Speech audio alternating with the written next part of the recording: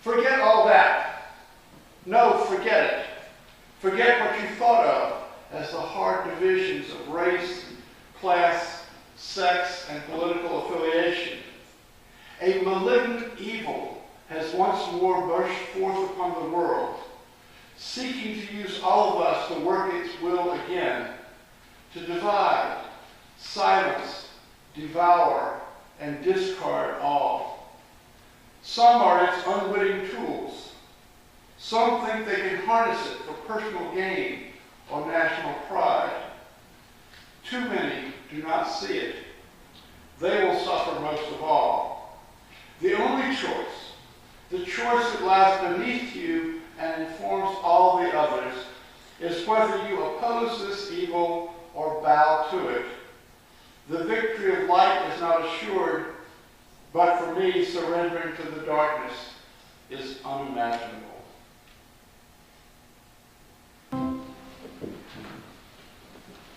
The root of all evil. Welcome to the Trump era. I and some of you were outside on our lawn Friday night holding candles. You can see our signs downstairs when you come to the coffee hour. Others of you went to the women's marches in Boston or Washington. Resistance is the highest form of love of country. And the first thing, good thing, to come out of the new administration is this solidarity of the pink hats. My goal this morning is not to normalize Trump. He is so far in the mold of other presidents, I don't think that would be possible were I disposed to try it.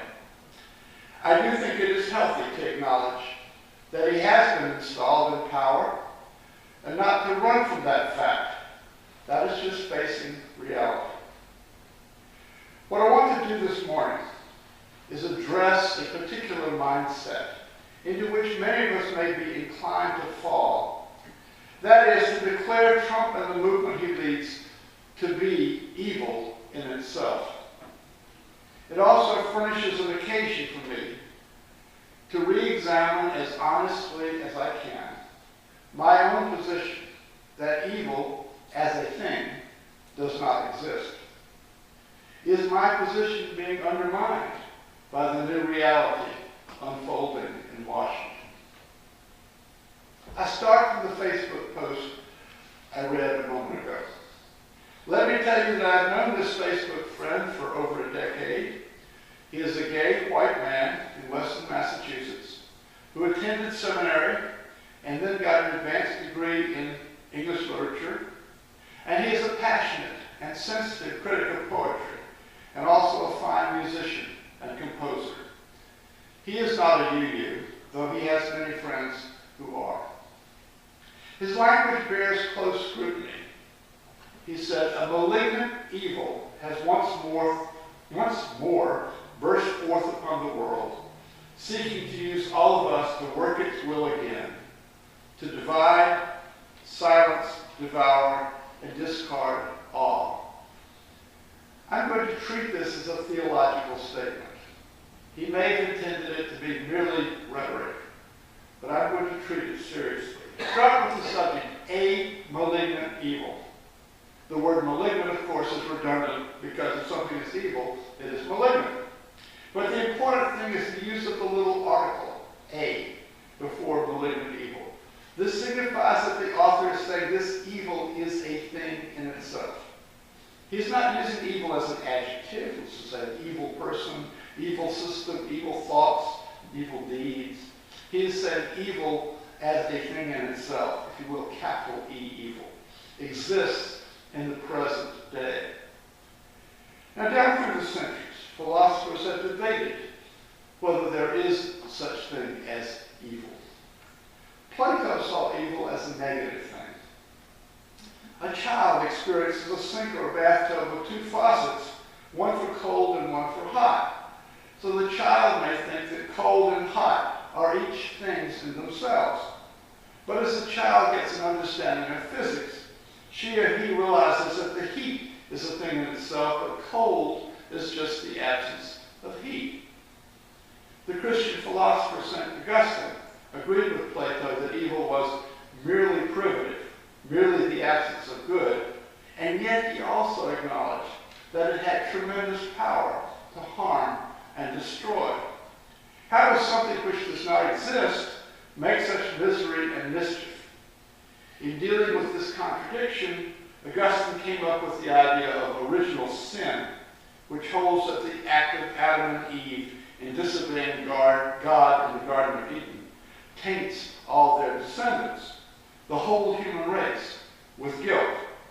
This allows a supposedly loving God to consign most humans to a lifetime of misery in the here and now and an eternity of torment in the life to come. Now, original sin could not have been what my Facebook friend had in mind in saying that a malignant evil, quote, has once more burst forth upon the world. For original sin, as Augustine conceived it, has been a feature of human life from the beginning. My friend's use of the term once more indicates that whatever this evil was had disappeared for a while and has now reappeared. What did he mean? The most likely candidate for this reified evil are the various oppressions, racism, homophobia, patriarchy. But have these problems burst forth into the world anew, or have they been with us all along? Obama's election did not solve the problem of racism. We have advanced maybe in the last few years in overall fairness, but it has been a gradual process, and there have been periods of backsliding. Many people question whether Mr. Trump's goal to make America great again tries to drag us back into the 1950s, which may have been great for straight white males, but were miserable for everyone else. But there are hints in my friend's rhetoric here that he's referring to darker times, to the 1930s and 40s, to the Holocaust, which was not just oppressive, but murderous to Jews, gypsies, so-called homosexuals, and several other ethnicities and nationalities. I'll return to this thought in a minute. One other feature of my friend's sentence is worth noting. Not only has the malignant evil burst forth on the world, but it is seeking to use each of us to work its will again. Thus, the malignant evil is not just an impersonal force of nature like a hurricane or an earthquake. It has intention. It has will. It has purpose. And this purpose will override all our individual purposes. We will each find ourselves caught up in helping it work its evil ways. Now, there is something to this. We know that one of the great corruptions of an authoritarian system is that it disrupts natural loyalties, such as within the family, a religious community, or town. Everyone starts spying on everyone else. Neighbor turns against neighbor, child against parent. This quickly destroys the sense of trust and requires everyone to live defensively and cynically.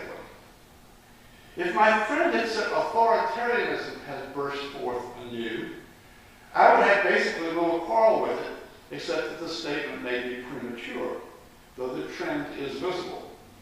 Authoritarianism is a known quantity. Evil, on the other hand, is something supernatural. Our universalist forebears said that when we call evil a force, or a being, or a person, we're no longer monotheists, we're ditheists.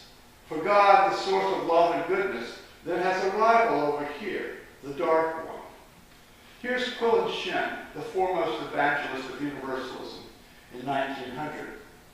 Quote, way back in the benighted past, man, lacking foresight to see how the discords and conflicts of nature would result in harmony, came to ascribe things he called evil to evil beings, hence the world's belief in devils, ghosts, hobgoblins, and witches. All of these are perishing. The light of science is killing them, unquote. God, the force of love, is the only force in the universe for the universalists, and God is in charge. What is joined here is not the battle of good versus evil, I submit to you. known here as the battle of the Enlightenment and science versus supernatural explanations for mysterious things. And to call what is happening evil is to ally yourself with the superstitious side rather than the scientific. Now, why societies of good, decent people descend into suspicion and tyranny is a great mystery. I want to describe this morning one theory of how that happens, which is at least plausible. This is not fake news. I'm not going to try to convince you it's true because I've just said what I think is true, but it's plausible. The Bible says that the love of money is the root of all evils. The modern theory I'm going to describe is similar. There's a tendency toward violence, which is at the heart of human society, and it all traces back to a good thing, human desire. This is the idea of a Frenchman named René Girard. He was a literary critic before he got into heavier realms of social theory.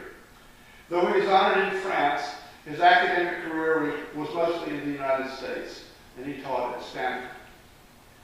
Girard's theory is called mimetic desire, M-I-M-E-T-I-C, mimetic desire. Mimetic is a Greek-derived word for imitation. Here's the basic notion. I don't know what I want until I see you wanting something. And then I want what you want in imitation of you. Look at the children on the order of service cover. The boy on the right is left out of the kiss between the other boy and the girl. He might have ignored the girl until the other boy started flirting with her, but now he's become an unhappy child. So the elements of desire are not just a person and the object of desire. It's not just me and that sexy Lamborghini in the showroom. There's the person, the object, and the model. I want that Lamborghini because I saw you driving it. When I was in junior high school, Gant shirts were the thing. They had a little loop in the middle of the back, and every boy wanted one. Why? Simply because every other boy wanted one. They were cool. Certainly fads in clothing, food, and entertainment are driven by this mechanism of imitative desire, mimetic desire. Girard put it this way. Man is the creature who does not know what to desire, and he turns to others in order to make up his mind. We desire what others desire because we imitate their desires, unquote. Now, sometimes my desires can be satisfied and yours also can be satisfied. But if desire is imitated, two or more people are inevitably at some point going to want the same thing, and that creates conflict. Girard thinks that this conflict of desires is part of the basic structure of human society. When there's a conflict of desire, that conflict may destroy the cohesiveness of the community. Some communities will dissolve over conflicts of desire within them, but there's also another pattern. The conflict may get negatively focused on one person or group of people who is or are then held to blame for the conflict. They become the scapegoat or scapegoats and are killed or driven from the community. As I've said before, the original the original scapegoat in Jewish ritual is part of the Yom Kippur atonement ceremony. An actual goat is selected. The priest puts on the goat's heads the sins of the community, and the goat is then driven out into the wilderness. The goat, by the way, is named Azazel. Girard maintains that this scapegoat mechanism is basic to society, a way of reconciling the community-destroying aspects of mimetic desire so they actually build community solidarity. Of course, they build solidarity at the expense of the scapegoat. St. Augustine located the origin of sin in Adam and Eve's act of disobedience and eating the apple. Girard locates it a couple of chapters later in Genesis in the story of the first murder. Adam's two sons were Cain and Abel. Cain the farmer and Abel the herdsman both prepared sacrifices for God. But God liked the smell of Abel's cooked meat better than Cain's cooked cereal. Cain became very angry at this. But God said, "Why are you angry? If you do well, will you not be accepted? And if you do not do well, sin is lurking at the door. Its desire is for you, but you must master it." Here we have evil again personified. Its desire is for you, but you must master it. But Cain did not master his desire. Instead, he called Abel out into the field and killed him. God asked where Abel was, and Cain denied knowing, saying, "Am I my brother's keeper?" But God could hear Abel's blood crying out to him from the ground and punished Cain by banishing him from the land. This is parallel to the Yom Kippur ritual in which the scapegoat, Azazel, will be driven from the community into the wilderness after the high priest has placed on its head the sins of the community. Girard believed that this original murder gets reenacted in religious ritual down through the ages.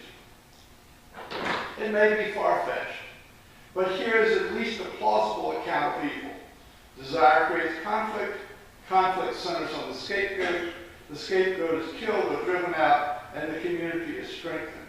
You can undoubtedly find plenty of examples of this in the recent presidential campaign. Girard maintains that this mechanism is usually hidden, but that the true meaning of Jesus' ministry was to expose it and get rid of it once and for all. This is why he urged his followers not to return evil for evil, but to love even their enemies. Unfortunately, in the end, Jesus fell victim to the scapegoat mechanism, and instead of abolishing it, he made it stronger, because his followers after death celebrated him as the ultimate scapegoat. While Girard is coming from a Roman Catholic viewpoint, this description of how Jesus' aims got co-opted by Orthodox Christianity is congruent with such Unitarian thinkers as Channing and Emerson, and with Hosea Ballou's Universalist take on atonement. That doesn't make it true, it only makes it familiar. Girard died in 2015.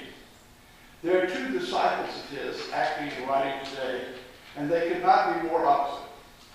One is Timothy Snyder, professor of history at Yale, whose area of study is the Holocaust. Snyder has written two excellent books about the period, one called Bloodlands and the other called Black Earth, the Holocaust as History and Warning. He's just posted 20 suggestions of things you can do if you think authoritarianism is taking over your country. In other words, he is a liberal and a very informed one. I have his 20 suggestions at the back. You're welcome to take them home with you. The other disciple of Girard is Peter Thiel, a Silicon Valley billionaire and early investor in Facebook, who is as conservative as Snyder is liberal. A fan of Ayn Rand, he was an early supporter of Donald Trump and has been on the Trump transition team. If you Google Thiel's name and Girard, you get some fascinating stuff about how Girard's theories apply to social media online. But I want to get back to the main point here. Whether Girard is right about mimetic desire, the scapegoat is an important part of how good people can be induced to do bad things. And it all has to do with this word evil. Our wrath is turned against the scapegoat by the accusation that they are evil. Once we've accepted that the scapegoat is evil, we're willing to pick up our swords and march against them. This is what bothers me about my Western Massachusetts friend's calls to arms against evil. He specifically says don't bother to fight homophobia or racism or xenophobia, but recognize that underneath these specific oppressions, we're fighting evil itself. I think that is a recipe for depression, despair, apathy, if not madness. We can resist the new administration's assault on our values if we prioritize our resistance and recognize that an attack on Planned Parenthood will be fought and defended with different alliances and different tactics than an attack on climate change. Racism, homophobia, etc. are already abstractions and high-level ones but at least we know what we're talking about. Evil as a noun is famously hard to define. It is like the war on drugs or the war on terrorism. If you can't say definitively who your enemy is, how are you going to oppose that enemy effectively? Snyder, the Holocaust scholar, has distilled from his study specific recommendations of how to resist. They're at the back, as I said. This is much more useful than shouting evil. Jesus said, love your enemies and pray for those who persecute you. Our first principle says, we covenant to affirm and promote the inherent worth and dignity of every person. Mr. Trump may shred his own dignity every time he opens his mouth, but we do not need to shred it for him. As they go low, we go high. If we abandon our principles, we become less effective and in resistance. Let us hope and pray that America does not go down the path of authoritarianism, but let us keep our eyes open and resist any moves in that direction. To that end, I will close with a few of Timothy Snyder's recommendations, and the rest, as I said, are available for you to take home. 1, do not obey in advance. Much of the power of authoritarianism is freely given. In times like these, individuals think ahead about what a more repressive government will want, and then start to do it without being asked. You've already done this, haven't you? Stop. Anticipatory obedience teaches authorities what is possible and accelerates unfreedom. 5, be calm when the unthinkable arrives. When the terrorist attack comes, remember that all authoritarians at all times either await or plan such events in order to consolidate power. Think of the Reichstag fire. The sudden disaster that requires the end of the balance of power, the end of opposition parties, and so on, is the oldest trick in the Hitlerian book. Don't fall for it. 6, be kind to our language. Avoid pronouncing the phrases everyone else does. Think up your own way of speaking, even if only to convey that thing you think everyone is saying. And then in brackets, it gives us advice. Don't use the internet before bed. Charge your gadgets away from your bedroom and read. 7, stand out. Someone has to. It is easy in words and deeds to follow along. It can feel strange to do or say something different. But without that unease, there is no freedom. And the moment you set an example, the spell of the status quo is broken, and others will follow. I commend all 20 recommendations to your reading. My friends, don't give up hope. Don't give in to hate. As this powerful Sikh woman said at a recent demonstration, maybe the darkness we see is not the darkness of the tomb, but the darkness of the womb. Maybe these are the birth pangs of a new America waiting to be formed.